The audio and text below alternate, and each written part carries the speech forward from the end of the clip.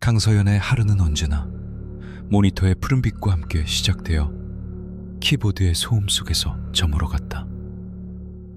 25, 서울의 한 스타트업에서 그래픽 디자이너로 일하는 그녀에게 세상은 픽셀과 레이어, 그리고 마감일로 이루어진 디지털 왕국이었다. 야근이 미덕처럼 여겨지는 이곳에서 그녀는 스스로를 철저히 서울 사람으로 규정했다. 아침이면 콩나물시루 같은 2호선에 몸을 싣고 점심은 15분 만에 편의점 샌드위치로 해결하며 저녁에는 꺼질 줄 모르는 사무실의 불빛 아래에서 젊음을 태웠다. 그것이 서연이 선택한, 그리고 필사적으로 지키고 싶은 평범함이었다. 하지만 그녀의 피 속에는 이 삭막한 도시의 논리로는 설명할 수 없는 끈적하고 어두운 유산이 흐르고 있었다. 서연 씨, 이 시한 말인데 A타입 말고 B타입으로 디벨롭하는 게 좋겠어. 클라이언트 쪽에서 이쪽을 더 마음에 들어하네. 김 팀장이 모니터 너머로 불쑥 고개를 내밀었다.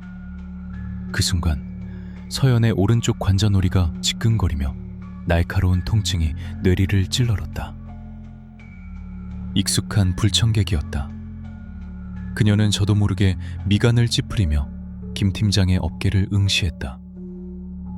그의 말끔한 셔츠 위 오른쪽 어깨 부분에 검은 아지랑이 같은 것이 피어오르고 있었다. 그것은 형태가 있는 존재라기보다는 마치 뜨거운 아스팔트 위에서 공기가 일렁이는 것처럼 시야를 미세하게 왜곡시키는 얼룩에 가까웠다. 서연은 마른 침을 삼키며 애써 시선을 모니터로 돌렸다. 또 시작이네. 피곤해서 그런 걸 거야. 그녀는 스스로에게 주문을 걸었다. 저것은 아무것도 아니다. 그저 과로와 스트레스가 만들어낸 환상일 뿐이다. 어릴 적부터 그녀는 가끔씩 이런 얼룩을 보았다. 불행을 앞둔 사람에게서 나타나는 일종의 징조. 처음에는 그저 눈이 침침해서 그런가 싶었지만 몇 번의 경험이 겹치면서 끔찍한 패턴을 깨닫게 되었다. 초등학교 시절 단짝이었던 친구의 발목에서 저런 얼룩을 보고 무심코 다리 조심해 라고 말했다가 다음 날 깁스를 하고 나타난 친구에게 재수없는 애로 낙인 찍혔던 기억. 명절에 만난 친척 어른의 등 뒤에서 유독 짙은 얼룩을 보고 불안해했는데 며칠 뒤 부고를 전해 들었던 기억. 그 기억들은 서연에게 저주나 다름없었다. 그래서 그녀는 이 능력을 부정하기로 했다. 보아도 보지 못한 척, 느껴도 느끼지 못한 척.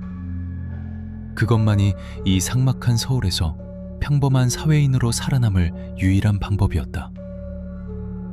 네, 팀장님, 알겠습니다. 바로 수정해서 오늘 중으로 다시 보고드리겠습니다. 서연은 기계적으로 대답하며 마우스를 빠르게 움직였다. 하지만 심장은 제멋대로 세차게 뛰었고 식은땀이 등을 타고 흘러내렸다. 김 팀장의 어깨에 떠있던 얼룩은 그가 자리로 돌아가는 내내 끈질기게 그녀의 시야 한 구석을 차지하고 있었다. 퇴근 시간이 훌쩍 지난 밤 6시. 사무실에는 서연과 몇몇 동료만이 남아 있었다. 오후 내내 그녀를 괴롭혔던 편도통은 더욱 심해져 있었다. 그때 한 동료가 다급하게 외쳤다. 김 팀장님, 방금 아내분한테 전화 왔는데 첫째 아이가 놀이터에서 놀다가 팔이 부러졌다고 급하게 응급실 가셨대요. 순간 사무실의 모든 소음이 서연의 귀에서 멀어졌다. 오직 심장이 쿵 하고 내려앉는 소리만이 선명했다. 거봐, 결국 또 맞았잖아. 자조적인 목소리가 머릿속을 울렸다. 동료들은 팀장님 걱정을 하면서도 한편으로는 오늘 야근은 피할 수 있겠다는 안도감을 나누고 있었다. 그 누구도 이 일의 전조를 본 사람은 없었다. 오직 서연, 그녀 자신을 제외하고는. 서연은 더 이상 일을 할 수 없다는 생각에 가방을 챙겨 자리에서 일어났다. 도시의 야경이 파노라마처럼 펼쳐지는 창문에 비친 그녀의 얼굴은 핏기 없이 창백했다. 집으로 돌아가는 버스 안, 서연은 차창에 머리를 기댄 채 빠르게 스쳐 지나가는 도시의 불빛들을 무심히 바라보았다. 그녀가 사는 곳은 최신식 오피스텔이었다. 완벽한 보안, 깔끔한 빌트인 가구, 그리고 창밖으로 보이는 한강의 야경. 그곳은 과거로부터의 완벽한 도피처이자 그녀가 스스로를 가두는 견고한 성이었다. 그녀의 과거. 부산 자갈치 시장 근처 비릿한 바다 냄새와 사람들의 활기가 넘치는 곳에 자리한 용화당이라는 작은 신당. 그곳이 그녀의 외가였다. 그리고 그녀의 외할머니는 부산 일대에서는 모르는 사람이 없을 정도로 이름난 무당 용화보살이었다. 어릴 적 서연의 기억 속 외가는 늘 향냄새와 울긋불긋한 천, 그리고 알 수 없는 주문을 외우는 할머니의 목소리로 가득했다. 할머니는 어린 손녀의 남다른 기운을 일찌감치 알아보았다. 우리 서연이는 신의 그릇을 타고났어. 보통 아이가 아니야. 할머니는 늘 서연의 머리를 쓰다듬으며 알 수 없는 미소를 지었다. 하지만 서연에게 그 말은 끔찍한 낙인이었다. 친구들과 어울리지 못하고 혼자 겉돌았던 이유, 평범한 삶을 갈망하게 된 이유, 그녀는 할머니의 세계로부터, 그 끈질긴 운명으로부터 도망치고 싶었다. 그래서 대학을 서울로 왔고 졸업 후에도 부산으로 돌아가지 않았다. 가족들에게는 화려한 서울에서 성공한 커리어먼으로 보이고 싶었다. 무당의 손녀가 아닌 디자이너 강소연으로. 띠리링 띠리링. 생각에 잠겨있던 서연은 가방 속에서 울리는 진동에 화들짝 놀랐다. 꺼내든 스마트폰 화면에는 두 글자가 선명하게 떠 있었다. 심장이 다시 철렁 내려앉았다. 할머니였다. 거의 일주일에 두세 번은 이렇게 전화가 걸려왔다. 하지만 서연은 단 한 번도 그 전화를 받지 않았다. 전화를 받는 순간 자신이 애써 쌓아 올린 서울에서의 삶, 그 평범함의 성벽에 균열이 생길 것만 같았다. 할머니의 목소리를 듣는 순간 부정하고 싶은 자신의 본질과 마주해야 할 것만 같았다. 서연은 망설임 없이 거절 버튼을 눌렀다. 잠시 후 부재중 전화 1통이라는 알림이 떴다. 그녀는 그것마저 지워버리고는 스마트폰을 다시 가방 깊숙이 밀어넣었다. 창밖으로 한강다리의 화려한 조명이 미끄러지듯 지나갔다. 저 수많은 불빛 아래 자신처럼 각자의 비밀을 안고 살아가는 사람들이 얼마나 많을까. 서연은 애써 위안을 찾으며 눈을 감았다. 괜찮아. 이렇게 무시하고 살다 보면 언젠가는 저 지긋지긋한 얼룩도, 할머니의 목소리도 모두 사라질 것이다. 그렇게 믿고 싶었다. 그녀는 알지 못했다. 외면한다고 해서 운명이 사라지는 것이 아니라는 것을. 오히려 외면당한 운명은 가장 어둡고 두틀린 방식으로 자신의 존재를 증명하려 한다는 사실을. 그날 밤 그녀의 완벽한 도피처였던 오피스텔의 문을 두드릴 불길한 그림자가 이미 그녀의 등 뒤에 바짝 다가서고 있었다는 것을. 강소연의 도피처인 오피스텔은 아이러니하게도 그녀의 비밀스러운 호기심이 자라나는 온실이기도 했다. 현실에서는 필사적으로 심령 현상을 외면했지만 익명성이 보장되는 온라인 세계에서 그녀는 누구보다 열렬한 오컬트 마니아였다. 그것은 일종의 자기방어 기제였다. 자신이 겪는 현상들을 통제할 수 없으니 차라리 지식으로라도 무장해서 미지의 공포를 길들이고 싶었던 것이다. 혹은 자신과 같은 사람들이 또 있는지 확인하며 위안을 얻고 싶었는지도 모른다. 그녀의 즐겨찾기 목록에는 흉가 체험 전문 스트리머의 유튜브 채널, 각종 미스터리 사건을 다루는 커뮤니티, 그리고 귀신 목격담이 실시간으로 올라오는 괴담 포럼들이 빼곡했다. 퇴근 후 차가운 오피스텔에 홀로 남겨졌을 때 그녀는 배달 음식을 시켜놓고 이불을 뒤집어 쓴 채 스마트폰 화면 속으로 빠져들었다. 자, 시청자 여러분. 지금 저희가 들어온 이곳은 수십 년 전에 일가족이 참혹하게 살해당했다는 바로 그 폐가입니다. 지금 제 손에 들린 이 EMF 측정기 수치 보이시나요? 미쳤습니다, 여러분. 화면 속 스트리머는 과장된 몸짓으로 소리를 질렀고 채팅창은 시청자들의 환호와 공포 섞인 이모티콘으로 빠르게 도배되었다. 서연은 저들이 느끼는 공포가 부러웠다. 그들에게 귀신은 화면 너머의 흥미로운 볼거리, 안전거리 너머의 스릴 넘치는 유희에 불과했다. 하지만 서연에게 그것은 현실이었다.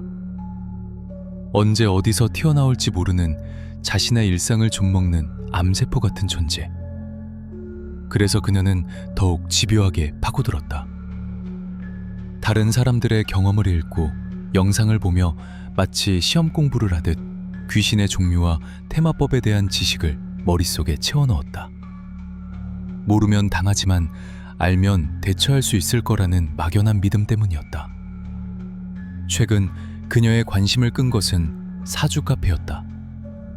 단순한 점집이 아니라 세련된 인테리어에 커피와 디저트를 함께 즐길 수 있는 젊은 층을 겨냥한 복합 문화 공간. 서연은 이런 곳이라면 조금은 안전하게 자신의 운명을 엿볼 수 있지 않을까 생각했다. 무당인 할머니처럼 작두를 타거나 방울을 흔드는 부담스러운 방식이 아니라 데이터와 통계에 기반한 명리학이라는 세련된 이름으로 포장되어 있었으니까. 그러던 어느 날 퇴근길에 늘 지나치던 오피스텔 상가 1층에 새로운 가게가 들어선 것을 발견했다. 통유리창 너머로 따뜻한 조명과 원목 가구가 엿보이는 딱 요즘 유행하는 감성 카페 같은 곳이었다. 하지만 간판에는 낯선 문양이 새겨져 있었고 그 아래로 달의 그림자라는 신비로운 이름과 함께 사주, 타로, 신점이라는 작은 글씨가 적혀 있었다. 서연은 저도 모르게 발걸음을 멈췄다. 호기심이 고개를 들었다. 이렇게 세련된 곳이라면 한 번쯤 들어가 봐도 괜찮지 않을까?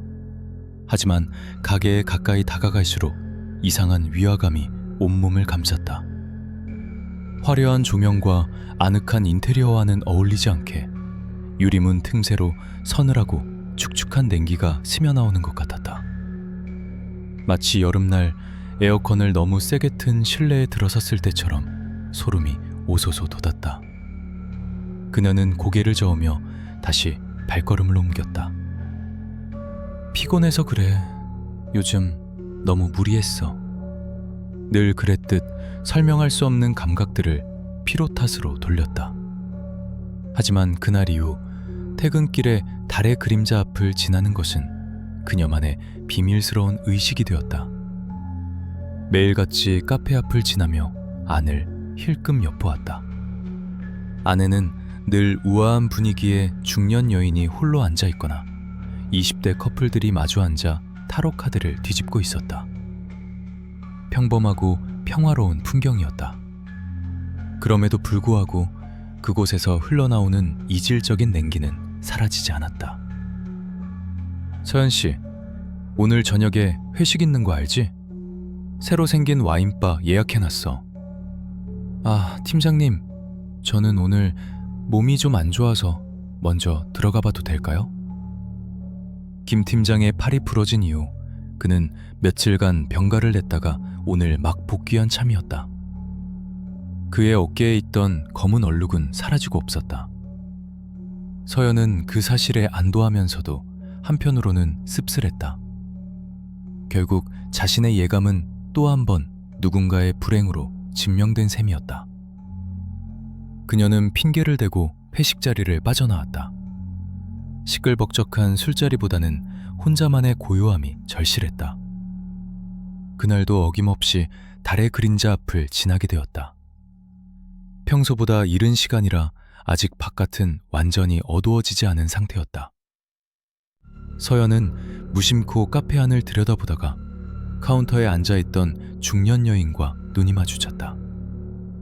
여인은 짙은 보라색 스웨터를 입고 있었는데 그 모습이 가게의 신비로운 분위기와 벅 잘 어울렸다. 그녀는 서연을 보고 희미하게 미소 짓는 듯했지만 그 눈빛은 어딘가 날카롭게 서연의 속을 꿰뚫어 보는 것 같았다.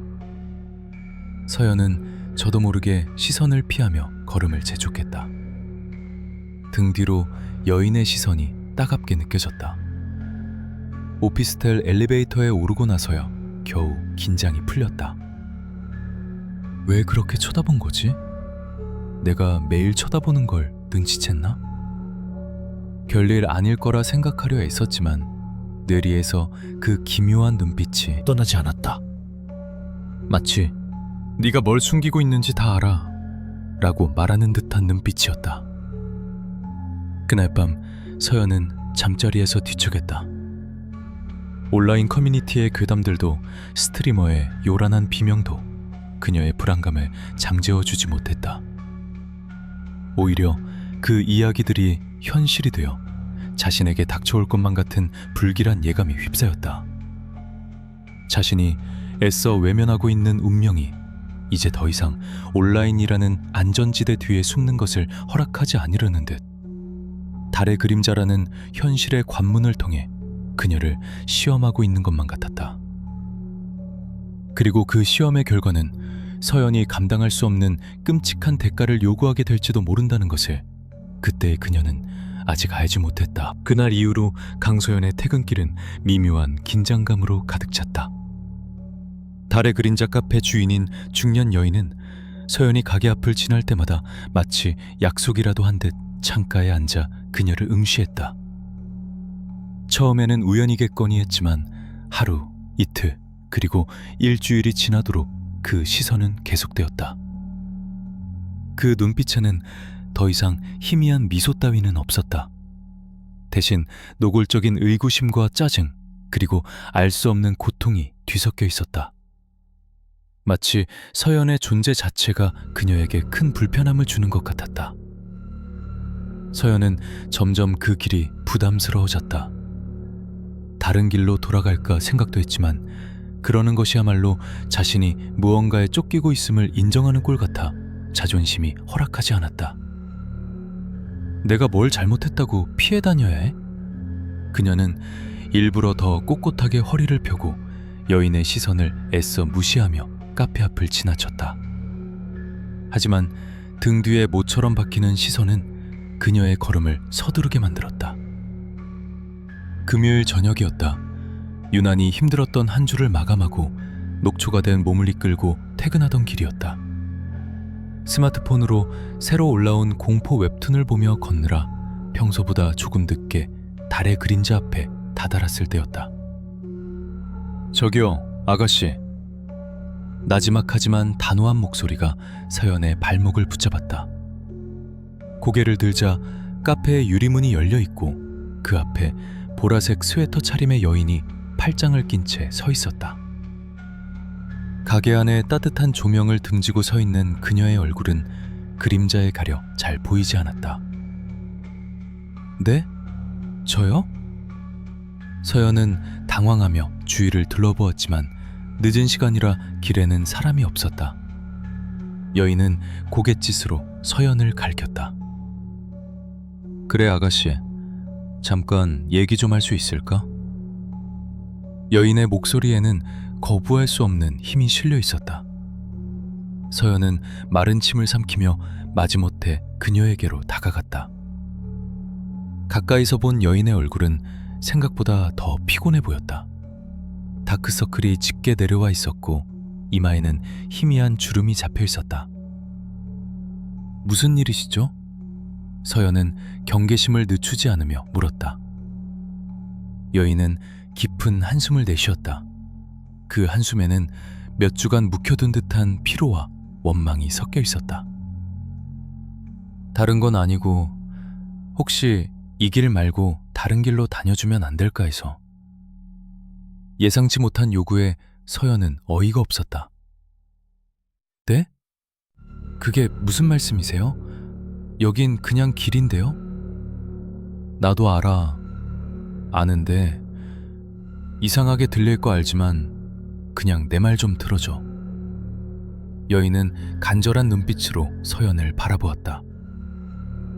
가게를 연 첫날부터 이상했어. 꼭 아가씨가 앞을 지나가는 아침 출근 시간이랑 저녁 퇴근 시간만 되면 머리가 깨질 것처럼 아파. 처음엔 내가 몸이 안 좋아서 그런가 했지. 근데 이상하잖아.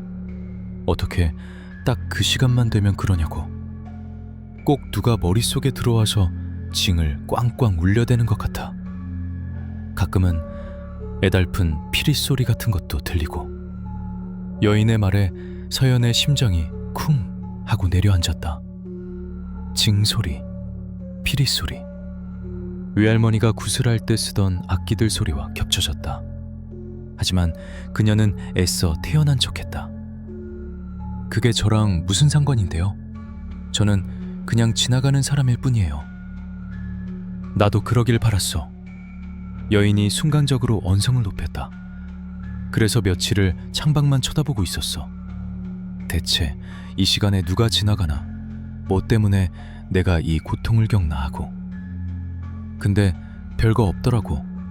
차 몇 대 지나가고 사람 몇 명 지나가고, 그리고 아가씨가 지나갔지. 여인은 서연을 위아래로 훑어보았다. 그 눈빛은 마치 엑스레이처럼 서연의 옷과 피부를 뚫고 그녀의 본질까지 꿰뚫어보는 듯했다. 아가씨한테서 뭔가 느껴져. 아주 강하고 오래된 기운이. 좋은 건지 나쁜 건지는 나도 모르겠어. 하지만 그게 내 신당을 자꾸 건드리는 건 확실해. 내 몸주신이 불편해하신다고. 내 말 무슨 뜻인지 알겠어? 신당, 몸주신. 일반인이라면 알아들을 수 없는 단어들이었다. 그 단어들이 튀어나오는 순간 서연은 이 여인 역시 자신과 같은 세계의 사람이라는 것을 직감했다. 그녀가 느꼈던 이질적인 냉기의 정체가 바로 이것이었다. 이곳은 단순한 사주 카페가 아니라 신을 모시는 점집, 즉 신당이었던 것이다. 서연은 아무 말도 할 수 없었다. 부정하고 싶었던 자신의 뿌리가, 도망치고 싶었던 운명이 낯선 여인의 입을 통해 이렇게 생생하게 확인될 줄은 몰랐다. 그녀의 침묵을 긍정으로 받아들였는지 여인의 목소리는 한결 부드러워졌다. 부탁할게, 아가씨. 내가 이런 부탁하는 거 쉽지 않은 결정이었어. 다른 길로 조금만 돌아가줘. 그럼 될 것 같아. 서연은 더 이상 버틸 힘이 없었다. 그녀는 작게 고개를 끄덕였다. 알겠습니다. 고맙네. 여인은 그제야 안도의 한숨을 내쉬었다. 서연은 그대로 몸을 돌려 오피스텔 쪽으로 걸음을 옮겼다. 모든 기운이 다 빠져나간 듯 몸이 천근만근이었다. 두세 걸음쯤 걸었을까 등 뒤에서 여인의 목소리가 다시 들려왔다. 이번에는 아까와는 비교도 안 될 만큼 낮고 서늘한 경고에 찬 목소리였다. 아가씨. 서연이 멈칫하며 돌아보자 여인은 어둠 속에 잠긴 얼굴로 나지기 속삭였다. 조심해. 아가씨 뒤에 따라붙은 거 보통 내기가 아니야. 그 말을 끝으로 여인은 가게 안으로 휙 들어가 버렸고 딸랑하는 풍경 소리와 함께 문이 닫혔다. 순식간에 길에는 다시 서연 혼자만 남았다. 차가운 밤 공기가 폐부 깊숙이 스며들었다. 서연은 저도 모르게 자신의 등 뒤를 돌아보았다. 텅 빈 거리, 깜빡이는 가로등, 그리고 그 아래 길게 늘어선 자신의 그림자뿐이었다. 아무것도 없었다. 하지만 그녀는 느낄 수 있었다. 아무것도 없는 그 어둠 속에서 무언가가 자신을 지켜보고 있다는 것을. 여인의 마지막 경고는 단순한 말이 아니었다. 그것은 서연이 애써 닫아두었던 감각의 문을 강제로 열어젖히는 불길한 주문과도 같았다. 오피스텔의 도어록이 해제되는 기계음이 유난히 공허하게 울렸다. 서연은 현관문을 닫고 등을 기댄 채 잠시 서 있었다. 카페 주인의 마지막 경고가 끈질기게 귓가를 맴돌았다. 네 뒤에 따라붙은 거 보통 내기가 아니야. 말도 안 돼. 그녀는 스스로에게 다짐하듯 중얼거리며 신발을 벗었다. 불을 켜자 익숙하고 깔끔한 공간이 모습을 드러냈다. 통 유리창 너머로는 서울의 야경이 보석처럼 반짝이고 있었다. 모든 것이 제자리에 있는 완벽하게 통제된 그녀만의 왕국. 이곳에 그런 불길한 것이 끼어들 틈은 없었다. 그날은 마침 부모님이 결혼기념일을 맞아 짧은 제주도 여행을 떠나신 날이었다. 이 넓은 공간에 그녀는 완벽히 혼자였다. 평소라면 자유를 만끽했겠지만 오늘따라 그 고요함이 불안을 증폭시켰다. 서연은 일부러 TV를 크게 켜놓고 씻지도 않은 채 곧장 책상 앞에 앉았다. 밀린 작업에 몰두하면 잡생각을 떨칠 수 있을 것 같았다. 마우스 클릭 소리와 키보드 타건음만이 공간을 채웠다. 시간은 속절없이 흘러 자정을 넘기고 있었다. 카페인의 힘을 빌려 억지로 버텼지만 하루 종일 시달린 긴장감과 피로가 눈꺼풀을 무겁게 짓눌렀다. 모니터의 픽셀들이 흐릿하게 번지기 시작했다. 잠깐만, 5분만 눈을 붙였다가 하자. 그녀는 그렇게 생각하며 마우스를 쥔 채 책상 위로 엎드렸다. 얼마나 지났을까? 서연은 문득 정신이 들었다. 하지만 눈을 뜰 수는 없었다. 이상했다. 분명 의식은 또렷한데 몸이 말을 듣지 않았다. 마치 온몸에 투명한 시멘트를 부은 것처럼 손가락 하나 까딱할 수 없었다. 뇌가 보내는 필사적인 명령이 사지 끝에 닿지 못하고 허공에서 흩어졌다. 뭐지? 이게? 공포가 심장을 올가매기 시작했다. 숨이 가빠졌지만 가슴은 미동조차 하지 않았다. 유일하게 움직일 수 있는 것은 눈알뿐이었다. 그녀는 필사적으로 눈알을 굴려 주변을 파악하려 했다. 엎드린 자세 탓에 시야는 극도로 제한적이었다. 책상과 바닥의 일부, 그리고 맞은편 벽의 어두운 구석이 보일 뿐이었다. 모니터는 절전 모드로 바뀌었는지 꺼져 있었고 창밖 도시의 불빛만이 희미하게 실내를 비추고 있었다. TV 소리도 들리지 않았다. 정적. 귀가 먹먹할 정도의 완벽한 정적이 흘렀다. 바로 그때였다. 똑.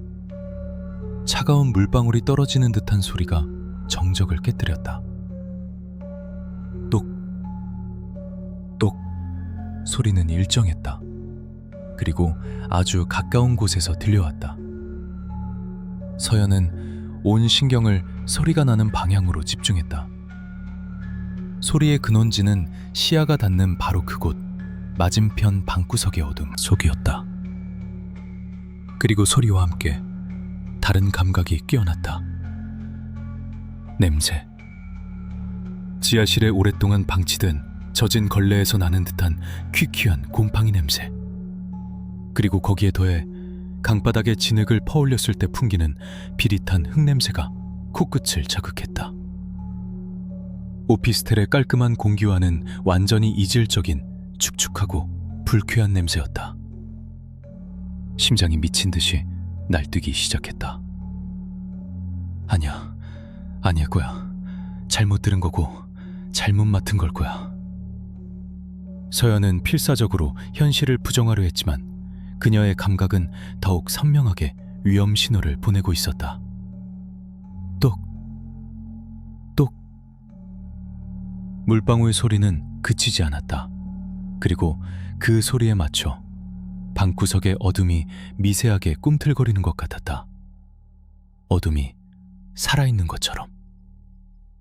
서연은 공포에 질린 채 눈을 깜빡했다. 도시의 불빛에 조금씩 익숙해진 눈이 마침내 어둠의 정체를 파악하기 시작했다. 그것은 단순한 그림자가 아니었다. 사람의 형상이었다. 긴 머리를 늘어뜨린 채 등을 보이고 웅크리고 앉아있는 여자의 형체. 하지만 그 모습은 비현실적일 정도로 검었다. 마치 주변의 모든 빛을 빨아들이는 블랙홀처럼. 그리고 그 검은 형체의 머리카락 끝에서 무언가가 끊임없이 바닥으로 떨어지고 있었다. 똑, 똑, 물방울이었다. 축축하게 젖은 머리카락에서 떨어지는 물방울. 그것이 곰팡내와 흙냄새의 근원이었다. 서연은 비명을 지르고 싶었지만 목에서는 흡 하는 가냘픈 숨소리조차 새어나오지 않았다. 그녀는 이제 완벽히 깨달았다. 이것이 바로 친구들이나 온라인 커뮤니티에서 수없이 떠들던 가위 눌림이라는 것을. 그리고 카페 주인이 경고했던 보통 내기가 아닌 존재가 지금 자신의 눈앞에 있다는 것을. 도망쳐야 한다. 어떻게든 이 마비 상태에서 벗어나야 한다. 하지만 그녀가 할 수 있는 것은 어둠 속에서 물을 뚝뚝 흘리며 웅크리고 앉은 저 미지의 존재를 공포에 질린 눈으로 바라보는 것뿐이었다. 시간이 멈춘 것 같았다. 혹은 서연의 의식만이 현실의 시간 흐름에서 분리되어 영원 같은 1초를 보내고 있는지도 몰랐다. 그녀의 세상에는 오직 두 가지만이 존재했다. 움직일 수 없는 자신의 몸, 그리고 방구석 어둠 속에서 물을 떨어뜨리고 있는 미동도 없는 검은 형체. 그때였다. 쓱. 아주 미세한 움직임이었다. 너무나 느리고 조용해서 서연은 자신이 헛것을 보았다고 생각했다. 하지만 아니었다. 검은 형체가 마치 낡은 괴종시계의 추가 움직이기 시작하듯 아주 천천히 왼쪽으로 기울어지고 있었다. 서연의 동공이 공포로 확장되었다. 그것은 살아있었다. 의지를 가지고 움직이고 있었다. 형체는 왼쪽으로 거의 45도가량 기울어졌다가 잠시 멈추었다. 그리고 이번에는 반대쪽으로 똑같은 속도로 느릿하게 오른쪽으로 향했다. 똑, 따, 똑, 따. 마치 거대한 메트로놈이 된 것처럼 형체는 일정한 박자로 좌우로 흔들리기 시작했다. 그 움직임에 맞춰 젖은 머리카락이 허공을 갈랐고 바닥에 떨어지는 물방울 소리가 그 박자를 맞추는 듯했다. 축축한 곰팡내와 비릿한 흙냄새가 움직임과 함께 방 안으로 더욱 짙게 퍼져나갔다. 처음에는 그저 기괴할 뿐이었다. 하지만 서연은 본능적으로 깨달았다. 이것은 시작에 불과하다는 것을. 아니나 다를까 좌우로 흔들리는 진자 운동의 속도가 조금씩 아주 미미하게 빨라지기 시작했다. 처음에는 거의 알아차릴 수 없을 정도의 변화였지만 1분이 지나고 2분이 지났을까. 그 움직임은 이제 누구라도 확연히 알 수 있을 만큼 빨라져 있었다. 똑, 딱, 똑, 딱. 속도가 붙자 새로운 소리가 추가되었다. 바람을 가르는 소리. 젖은 머리카락이 좌우로 채찍질하듯 움직이며 내는 슉, 슉 하는 소리가 물방울 소리에 섞여들었다. 공포가 이성을 마비시켰다. 서연은 저 끔찍한 광경에서 눈을 뗄 수가 없었다. 마치 뱀 앞의 개구리처럼 시선이 그 검은 형체의 광적인 움직임에 못 박혀버린 것이다. 움직여야 해. 손가락이라도, 발가락이라도 제발. 그녀는 마음속으로 절규했다. 온 정신을 집중해서 오른손 검지에 신호를 보냈다. 움직여. 제발 좀 움직여. 하지만 뇌에서 보낸 필사적인 신호는 신경을 타고 흐르다 목덜미 어딘가에서 막혀버리는 듯 근육에 단 한 올에도 닿지 않았다. 몸은 여전히 차가운 돌덩이였다. 그 사이에도 형체의 움직임은 점점 더 격렬해졌다. 이제는 느리다거나 빠르다는 표현으로는 부족했다. 그것은 광적이었다. 인간의 관절로는 불가능한 속도로 형체는 미친 듯이 몸을 좌우로 흔들어댔다. 형체는 더 이상 사람의 모습이 아니었다. 좌우로 격렬하게 왕복하며 만들어내는 검은 잔상처럼 보였다. 슉. 그리고 마침내 최악의 소리가 들려왔다.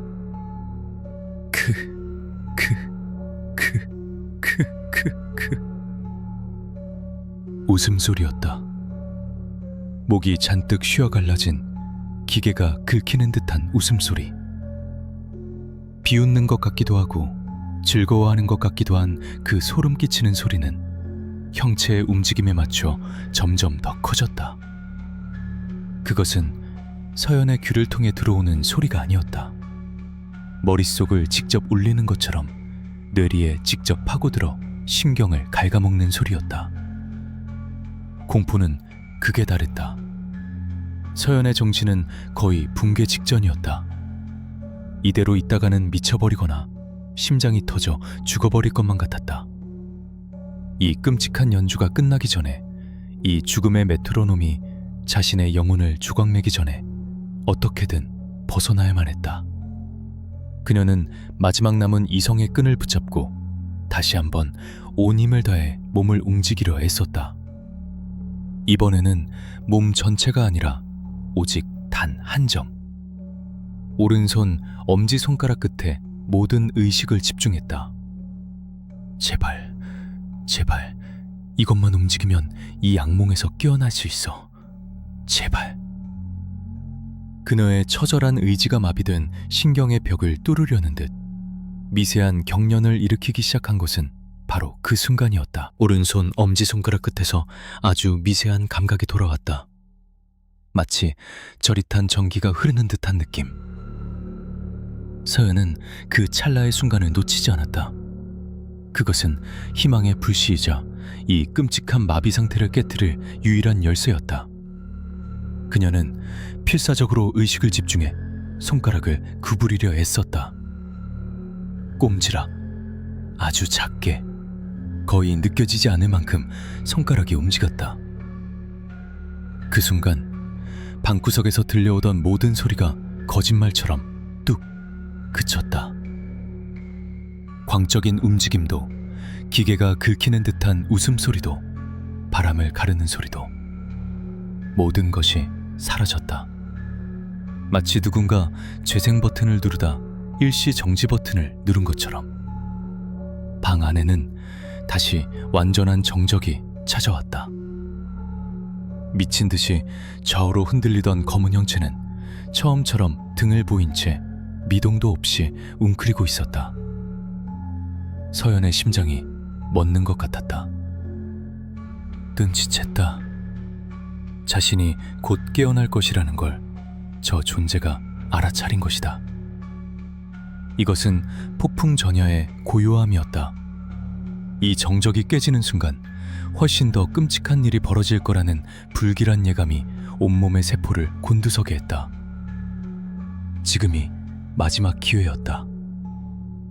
서연은 마비가 풀려가는 몸의 감각을 느끼며 머릿속으로 필사의 탈출 계획을 세웠다. 일어나자마자 의자를 뒤로 밀치고 뒤도 돌아보지 말고 현관문으로 뛴다. 문을 열고 비상계단으로.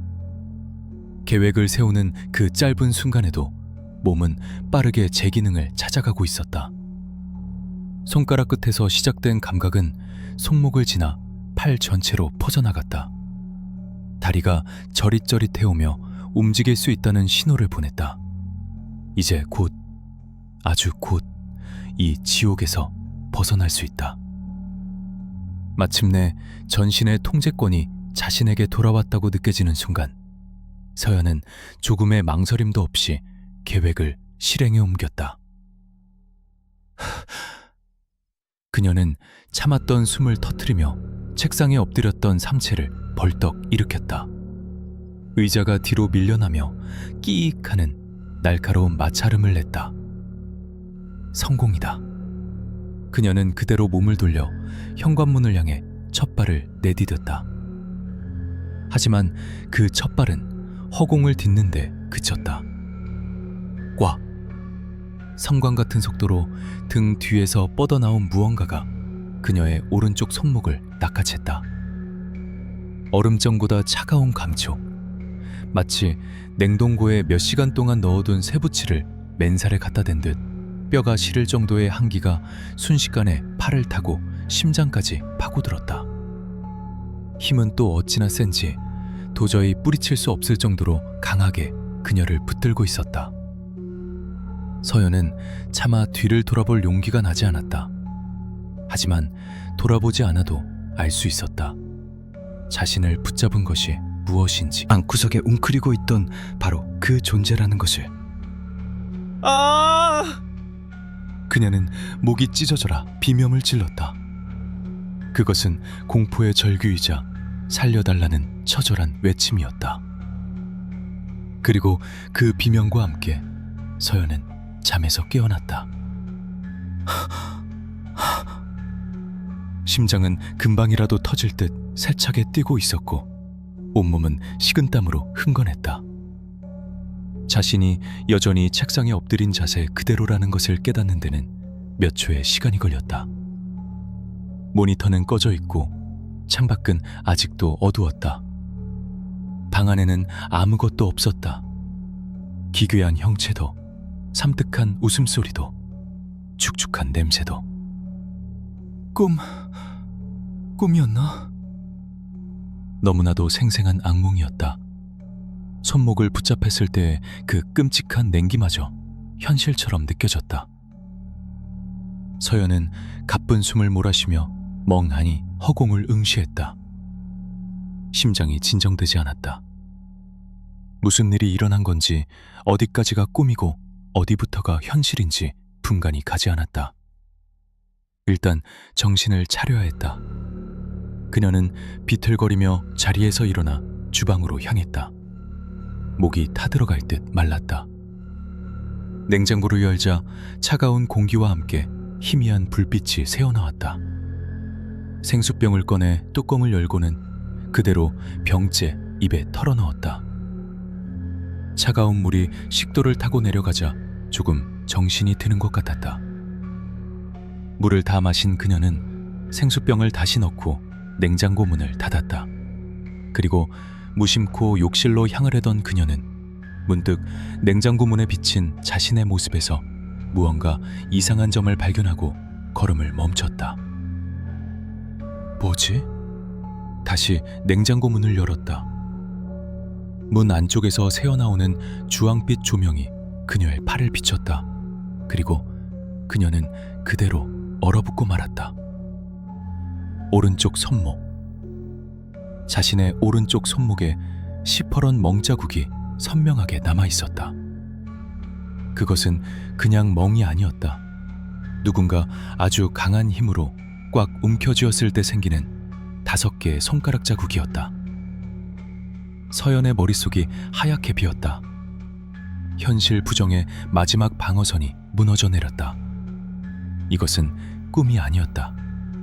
꿈에서 겪은 일이 현실에까지 흔적을 남긴 것이다.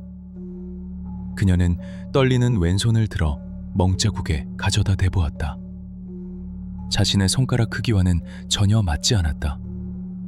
훨씬 더 길고 가느다란 손가락 자국. 그것은 여자의 손자국이었다.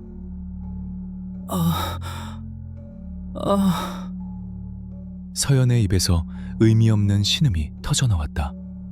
공포는 더 이상 심리적인 것이 아니었다. 그것은 자신의 몸에 새겨진 지울 수 없는 낙인이 되어 있었다. 그 순간 이 오피스텔은 더 이상 안전한 도피처가 아니었다. 보이지 않는 침입자에게 점령당한 세상에서 가장 위험한 공간이 되어버렸다.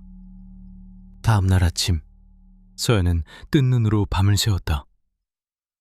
해가 뜨고 창밖이 환해지고 나서야 비로소 안도감에 잠시 눈을 붙일 수 있었다. 하지만 그마저도 얕은 잠이었다. 악몽의 잔상이 계속해서 그녀를 괴롭혔고 오른쪽 손목에 새겨진 푸른 멍자국은 꿈이 아니었음을 끊임없이 상기시켰다. 오전 10시쯤이었을까? 현관 도어록이 해제되는 소리에 서연은 화들짝 놀라 잠에서 깼다. 부모님은 내일 오후에나 돌아오실 예정이었다. 혹시 강도라도 든 건가 싶어 심장이 철렁 내려앉았다. 그녀는 숨을 죽인 채 방문에 귀를 기울였다. 서연아, 자니? 익숙한 엄마의 목소리였다. 서연은 안도감과 의아함이 뒤섞인 채 방문을 열고 나갔다. 거실에는 제주도 여행에서 막 돌아온 듯 캐리어를 옆에 든 채 초조한 얼굴을 한 부모님이 서 있었다. 엄마? 아빠? 어떻게 된 거야? 벌써 왔어? 어머니는 딸의 창백한 얼굴과 퀭한 눈을 보더니 와락 끌어안았다. 세상에, 괜찮은 거니? 아무 일 없었어? 무슨 일인데 그래? 여행은 어땠어? 비행기 표는 어떡하고 벌써... 서연이 채 말을 끝내기도 전에 아버지가 무거운 얼굴로 입을 열었다. 어젯밤에 부산 할머니한테서 전화가 왔었어. 할머니라는 말에 서연의 심장이 쿵 하고 내려앉았다. 손목의 멍자국이 다시 욱신거리는 것 같았다. 어머니가 아버지의 말을 이어받아 다급하게 설명하기 시작했다. 모든 것은 어젯밤에 일어난 일이었다. 제주시의 한 호텔에서 저녁 식사를 마치고 막 잠자리에 들려던 참이었다. 그때 어머니의 휴대폰이 미친 듯이 울리기 시작했다. 발신자는 친정엄마, 즉 서연의 외할머니였다. 전화를 받자마자 할머니는 다짜고짜 소리부터 질렀다고 한다. 너 지금 어디야? 어머니가 당황하며 제주도라고 대답하자 할머니는 거의 비명을 지르듯 외쳤다. 당장 짐 싸서 서울로 올라가. 지금 당장! 네 딸한테 뭔 일 생기기 전에 어서! 할머니의 목소리에는 평소와는 비교도 할 수 없는 다급함과 공포가 서려 있었다. 어머니는 직감적으로 보통 일이 아님을 깨달았다. 어머니는 아버지에게 자초지종을 설명했고 두 분은 그 길로 호텔에서 말다툼을 벌였다고 했다. 아버지는 장모님이 노망이라도 든 거 아니냐며 화를 냈지만 어릴 적부터 어머니의 심기를 봐왔던 어머니는 막무가내였다. 결국 두 사람은 가장 빠른 새벽 비행기표를 구해 부랴부랴 서울로 돌아온 것이었다. 할머니가 그러시더래. 며칠 전부터 꿈자리가 너무 사나웠는데 어젯밤에는 네가 시커먼 물에 빠져서 하우적대는 꿈을 꾸셨다고. 웬 머리 긴 여자가 네 발목을 잡고 물속으로 끌어당기는데 아무리 이름을 불러도 네가 대답을 못하더래. 어머니의 목소리가 가늘게 떨리고 있었다. 그래서 혹시나 해서 바로 달려온 거야. 정말 아무 일 없었던 거 맞지? 응? 서연은 아무 말도 할 수 없었다. 물귀신, 머리 긴 여자, 모든 것이 어젯밤의 악몽과 소름 끼치도록 맞아떨어졌다. 그녀가 망설이고 있는 바로 그 순간이었다. 띠리링, 띠리링. 거실의 정적을 깨고 어머니의 휴대폰이 다시 울렸다. 어머니는 화면을 확인하더니 사색이 되어 서연에게 휴대폰을 건넸다. 할머니셔, 받아봐. 화면에는 친정엄마라는 네 글자가 선명하게 떠 있었다. 서연은 마치 사형 선고를 기다리는 죄수처럼 떨리는 손으로 휴대폰을 받아들었다. 피하고 싶었다. 자신이 저지른 모든 일, 외면하고 싶었던 모든 진실과 마주해야 한다는 것이 두려웠다. 하지만 선택의 여지는 없었다. 그녀는 심호흡을 한 번 하고 통화 버튼을 눌러 휴대폰을 귀에 가져다 댔다. 여보세요? 수화기 너머에서는 잠시 아무 소리도 들리지 않았다. 그러다 지직거리는 잡음과 함께 낮고 위험 있는 할머니의 목소리가 들려왔다. 이제야 받는구나. 그 한마디에 서연이 애써 쌓아 올렸던 모든 방어벽이 와르르 무너져 내렸다. 말해보거라. 할머니의 목소리는 칼날처럼 날카롭고 차가웠다. 분노보다는 깊은 실망감이 묻어 있었다. 서연은 입술만 달싹일 뿐 차마 아무 말도 꺼내지 못했다. 무슨 말을 해야 할까? 어디서부터 어떻게 설명해야 할까? 어젯밤에 끔찍했던 경험과 손목에 남은 선명한 멍자국, 그리고 이 모든 것을 이미 알고 있는 듯한 할머니의 목소리 앞에서 그녀는 완벽한 무력감에 휩싸였다. 서연의 침묵이 길어지자 할머니가 코웃음에 쳤다. 내 입으로 직접 말해줘야 속이 시원하겠느냐? 그 잘난 서울 깍쟁이 노릇하느라 네 뿌리까지 다 잊어버린 게냐? 내가 너한테 뭐라고 했어? 그런 잡것들 기웃거리지 말고 괜한 호기심 갖지 말라고 신신당부를 안 했더냐? 할머니의 목소리가 점차 높아졌다. 그것은 단순한 꾸짖음이 아니었다. 손녀의 안위에 대한 절박함과 운명을 거스르려는 어리석음에 대한 통탄이 뒤섞인 절규였다. 네가 밤마다 그 빌어먹을 컴퓨터 화면으로 뭘 보고 다니는지, 어떤 시답잖은 것들에 정신이 팔려 있는지 이 할미가 모를 줄 알았더냐. 서연은 그제야 깨달았다. 할머니는 모든 것을 알고 있었다. 그녀가 숨어서 즐기던 흉가 체험 방송도, 익명으로 활동하던 괴담 커뮤니티도, 그 모든 행동이 결국 자신을 위험으로 이끌었다는 사실을 뼈저리게 실감했다. 너처럼 신기 가진 애들은 말이다. 그런 짓을 하고 다니면 스스로를 등대 삼아 나 여기 있으니 어서 와서 해코지 하시오 하고 광고하는 꼴이야. 길 잃고 굶주린 잡기들이 네 기운을 보고 얼마나 달려들고 싶었겠느냐. 할머니는 잠시 숨을 고르는 듯했다. 그리고 한결 낮아진 그러나 더욱 서늘한 목소리로 말을 이었다. 어젯밤에 너를 찾아온 건 그냥 귀신이 아니야. 억울하게 물에 빠져 죽은 물귀신이다. 제 명대로 못 가고 남의 명줄이라도 하나 끌고 들어가야 한이 풀리는 아주 악독한 원귀지. 네가 그딴 것들에 관심을 보이니 덥석 문 것이야. 서연의 눈에서 눈물이 주르르 흘러내렸다.